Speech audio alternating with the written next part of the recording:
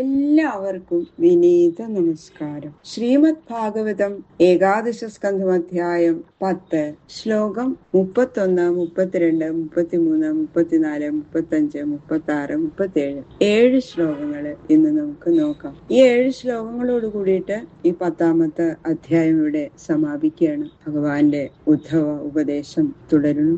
കൃഷ്ണായ വാസുദേവായ ദേവകീ നന്ദനായ ച നന്ദഗോപകുമാരായ ഗോവിന്ദായ നമോ നമഃ. കോമളം കൂജയൻ വേണും ശ്യാമളോയം കുമാരക വേദവേദ്യം പരം ബ്രഹ്മ ഭാസതാം പുരതോ മമ.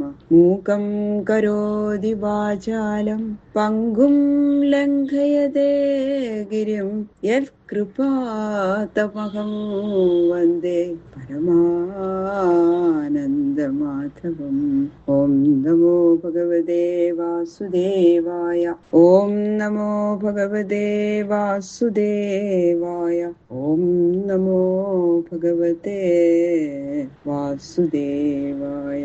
ശ്ലോകം 31. ഗുണാ സൃജന്തി കർമാണി ഗുണോനുസൃജതേ ഗുണാൻ ജീവസ്തു ഗുണസംയുക്തോ ഭുങ്ക്തേ കർമ്മഫലാന്യസൗ. പ്രവൃത്തിമാർഗം അനർത്ഥഹേതു ആണെന്ന് കാണുന്നതിനാൽ അതിൽ വിരക്തിയോടുകൂടി ഈശ്വരനെ ഭജിക്കുന്നത് തന്നെയാണ് ഉത്തമം. ബ്രഹ്മാദികൾക്കും നിയന്താവായിട്ട് ഈശ്വരനുണ്ട് എന്ന് നേരത്തെ പറഞ്ഞുല്ലോ. അതുകൊണ്ട് ഈശ്വരനില്ലെന്നും പ്രവൃത്തിമാർഗം നല്ലതല്ലെന്നും പറയുന്ന മീമാംസകന്മാരുടെ മതത്തെ അത് ഖണ്ഡിച്ചിരിക്കുക. അത് തെറ്റാണെന്ന് ഉറപ്പിച്ചു പറഞ്ഞിരിക്കുകയാണ്. കർത്തൃത്വം ഭോക്തൃത്വം എന്ന അവസ്ഥ സ്ഥിരം തന്നെ, ഭ്രമമല്ല എന്ന് പറഞ്ഞതിനെ ഇപ്പോ ഖണ്ഡിക്കണം. കർത്താവായും ഭോക്താവായും ഇരിക്കുന്നത് ആത്മാവല്ല. എന്തുകൊണ്ടെന്നാൽ സത്വാദി ഗുണകാര്യങ്ങളായ ഇന്ദ്രിയങ്ങള് കർമ്മം ചെയ്യണു, ആത്മാവല്ല ചെയ്യുന്നത്. ഇന്ദ്രിയങ്ങളെ പ്രവർത്തിപ്പിക്കുന്നത് കൊണ്ട് പ്രവർത്തകത്വം നിമിത്തം ആത്മാവ് തന്നെ കർത്താവ് എന്നും ശങ്കിക്കണ്ട. ഇന്ദ്രിയങ്ങളെ പ്രവർത്തിപ്പിക്കുന്നതും ആത്മാവല്ല, സത്വാദി ഗുണങ്ങളാണ്. അതിനാൽ കർത്തൃത്വം ആത്മാവിനില്ല. ഇന്ദ്രിയങ്ങളെ താൻ എന്ന് അഭിമാനിച്ചതിനാൽ ഭോക്തൃത്വവും ഔപാധികമാണ്. ഉപാധിയെ കുറിച്ചുള്ള അഭിമാനനാശത്താൽ ഭോക്തൃത്വവും ഇല്ല. യാവത് സ്യാൽ ഗുണവൈഷമ്യം താവത് നാനാത്വമാത്മന നാനാത്വമാത്മനോ യാവത് പാരതന്ത്ര്യം തദൈവ ഹി. ആത്മാവ് ഒന്നല്ല, അനേകമുണ്ടെന്ന് പറഞ്ഞത് ശരിയല്ല. അനേകമുണ്ടെന്ന് തോന്നണതും ഉപാധി നിമിത്താണ്. പരമാർത്ഥത്തിൽ ആത്മാവ് ഒന്നു തന്നെ എന്ന് കാണിക്കുന്നു. സത്വാദി ഗുണങ്ങളുടെ വൈഷമ്യ നിമിത്തം ഉപാധികൾ അനേകമായതിനാൽ ആത്മാവും അനേകമാണെന്ന് തോന്നുന്നതാണ്. ഏതുവരെ നാനാത്വം ഉണ്ടെന്ന് തോന്നുന്നുവോ അതുവരെ സ്വാതന്ത്ര്യം ഇല്ലാത്തവരുമാണ്. യാവത് അസ്യാസ്വതന്ത്രത്വം താവത് ഈശ്വരതോ ഭയം യായേതൽ സമുപാസീരൻ തേ മുഹ്യന്തി ശുചാർപ്പിതാഃ. എത്ര കാലം അസ്വാതന്ത്ര്യമുണ്ടോ അത്ര കാലം ഈശ്വരനെ ഭയപ്പെട്ടുകൊണ്ടിരിക്കണം. അതിനാൽ ഏതൊരുത്തൻ ഗുണപരിണാമങ്ങളായിരിക്കുന്ന ദേഹാദികളെയും പുത്ര കളത്രാദികളെയും ഞാനെന്നും എന്റേതെന്നും ഉള്ള അഭിമാനത്തോടുകൂടി സേവിച്ചു കൊണ്ടിരിക്കുന്നുവോ അവന് ദുഃഖം കഴിഞ്ഞാൽ പിന്നെയും ദുഃഖമല്ലാതെ മറ്റൊന്നുമില്ല. കാലാത്മാഗമോ ലോക സ്വഭാവോ ധർമ്മയേവച ഇതി മാം ബഹുധാ പ്രാഹു ഗുണവ്യതികരേ സതി.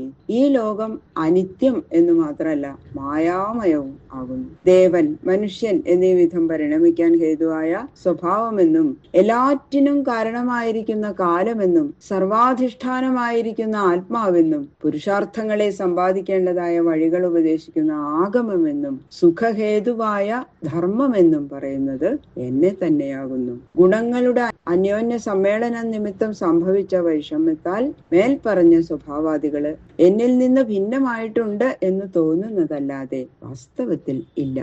കാലാദികളൊക്കെയും ഞാനാകയാൽ ജീവന് എപ്പോഴും എന്നിൽ നിന്നു തന്നെ ഭയം. ഇതെല്ലാം കേട്ടപ്പോ അതാ ഉദ്ധവൻ പറയണു. ഗുണേഷു വർത്തമാനോപി ദേഹജേഷ്വനപാവൃത ഗുണൈർന ബധ്യതേ ദേഹി ബധ്യതേ വാ കഥം വിഭോ.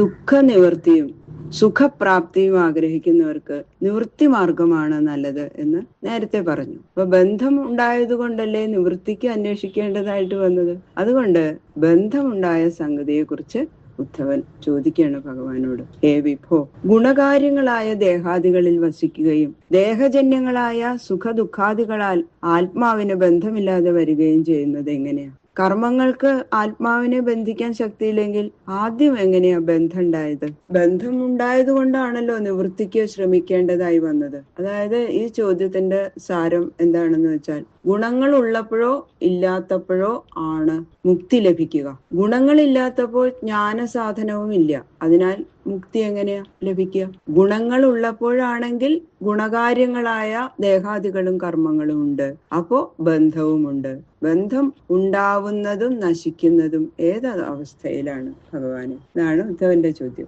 കഥം വർത്തേത വിഹരേൽ കൈർവാജ്ഞായേത ലക്ഷണേ കിം ഭുഞ്ജീതോത വിസൃജേൽ ശൈതാസീതയാതിവാ. ബന്ധനത്തിലിരിക്കുന്നവനും അതിൽ നിന്ന് വിട്ടവനുമുള്ള ലക്ഷണങ്ങൾ എന്തൊക്കെയാണ്? എങ്ങനെയാ അവര് വ്യാപരിക്കണത്? എങ്ങനെയാണ് വിനോദിക്കണത്? എന്ത് ലക്ഷണങ്ങൾ കൊണ്ട് ബന്ധമുക്തന്മാരെ വേർതിരിച്ചറിയാം? എങ്ങനെയാണ് ഭക്ഷിക്കേണ്ടത്? പ്രകൃതി കാര്യങ്ങൾ എങ്ങനെയാ നിർവഹിക്കേണ്ടത്? നടപ്പ്, കിടപ്പ്, ഇരിപ്പ് എന്നീ വ്യാപാരങ്ങളിൽ ബദ്ധ മുക്തന്മാർക്ക് തമ്മിൽ എന്താണ് ഭേദം? എന്താണ് വ്യത്യാസം? ഏതത് അച്യുതമേ ബ്രൂഹി പ്രശ്നവിദാംബര നിത്യമുക്തോ നിത്യബദ്ധ ഏകേവേതി മേ ഭ്രമ.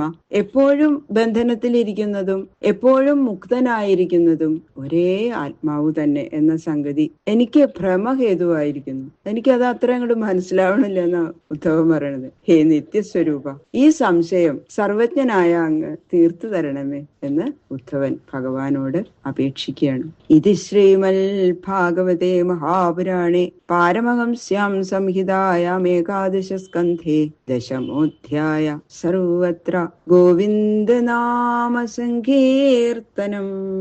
ഗോവിന്ദ ഗോവിന്ദ. ഈ 10ാമത്തെ അധ്യായം ശ്രീകൃഷ്ണ ഭഗവാന്റെ ശ്രീപാദങ്ങളില് സമർപ്പിക്കുന്നു. കായേന വാചാ മനസേന്ദ്രിയർവാ ബുദ്ധ്യാത്മനാ വാ പ്രകൃതേ സ്വഭാവാൽ കരോമി യത് സകലം പരസ്മൈ നാരായണായേതി സമർപ്പയാമി. സർവം ശ്രീകൃഷ്ണാർപ്പണമസ്തു.